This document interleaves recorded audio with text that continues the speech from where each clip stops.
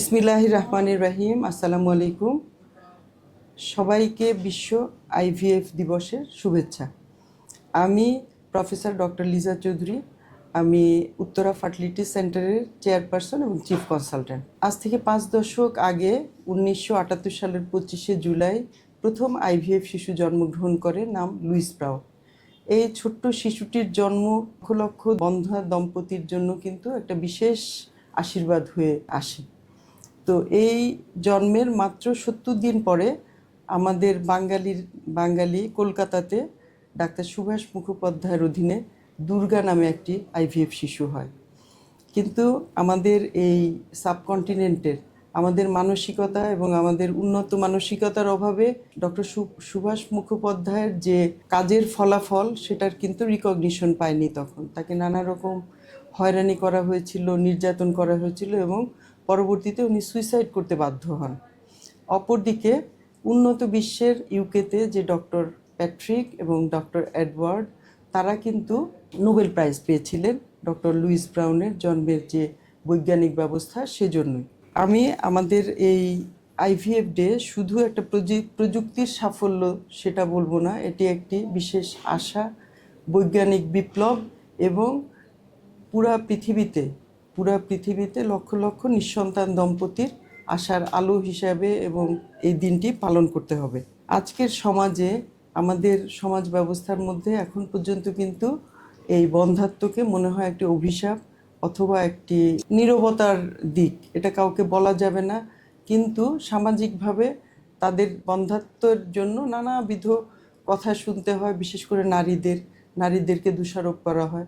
কিন্তু চিকিৎসা বিজ্ঞানে দেখা গেছে পুরুষ নারী দুজনেই সমানভাবে এটার জন্য দায়ী। তো আমরা আমাদের সামাজিক ব্যবস্থা পাল্টানোর জন্য আমাদের সচেতনতা অত্যন্ত জরুরি। আমাদের সচেতন হতে হবে এবং আমাদের জানতে হবে যে বন্ধ্যাত্ব একটি অভিশাপ নয়, এটি একটি রোগ এবং এটা চিকিৎসাযোগ্য এবং এটার উন্নত চিকিৎসা আছে এবং এটা দেশেই সম্ভব। আইভিএফই কিন্তু প্রাথমিক চিকিৎসা নয়, বন্ধ্যাত্বের নানাবিধ চিকিৎসা আছে।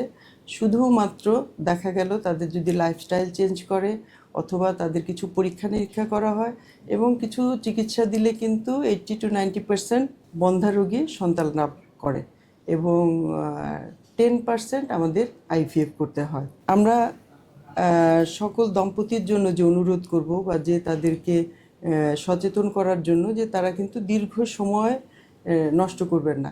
আমাদের নানাবিধ সামাজিক কুসংস্কার আছে, তারা কবিরাজ, হোমিওপ্যাথ এবং বিভিন্ন জায়গায় দোয়া এবং এসব চিকিৎসা নিয়ে কিন্তু অনেক সময় পার করে ফেলেন। তো আপনারা এই সময়টা পার করবেন না। আপনারা দেখবেন যে একসাথে পারিবারিক জীবন 1 বছর করার পরেও যদি সন্তান লাভ না করেন অথবা 35 বছরের উপরের মহিলা তারা যদি সন্তান না হয় তাহলে আপনি চিকিৎসকের শরণাপন্ন হন। আর আমি এখন আবারও বলবো যে বিদেশে আমাদের আর যাওয়ার দরকার নেই। আমাদের চিকিৎসকরা দক্ষ, আমাদের এখানে সব ধরনের ঔষধপত্র অ্যাভেলেবল এবং আমাদের যে ল্যাবরেটরি বা বৈজ্ঞানিক যে প্রযুক্তি সেটা সবই কিন্তু আমাদের দেশে এখন পাই আমরা। এবং আমাদের দেশে যে চিকিৎসার মান সেটা আন্তর্জাতিক মানের মতনই। কাজেই আপনারা বিদেশে দৌড়াদৌড়ি না করে আপনারা যদি দেশেই আমাদের কাছে চিকিৎসা নেন, আমাদের বিশেষজ্ঞদের কাছে, আপনারা আন্তর্জাতিক মানের ফলাফলই পাবেন। তারপরে আমি প্রত্যাশা করব আমাদের সরকারের কাছে এবং আমাদের স্বাস্থ্য ব্যবস্থার কাছে, আমাদের প্রতিটি বন্ধ্যা দম্পতি যেন তারা সম্মানজনক সহমর্মিতার সাথে এবং সর্বোচ্চ ভালো চিকিৎসাটা পায়, সেটা আমি একটা প্রত্যাশা রাখব। এবং সবাইকে শুভেচ্ছা জানাই এই বিশ্ব আইভিএফ দিবসে। আবারও আমি আন্তরিক শুভেচ্ছা, ধন্যবাদ সবাইকে।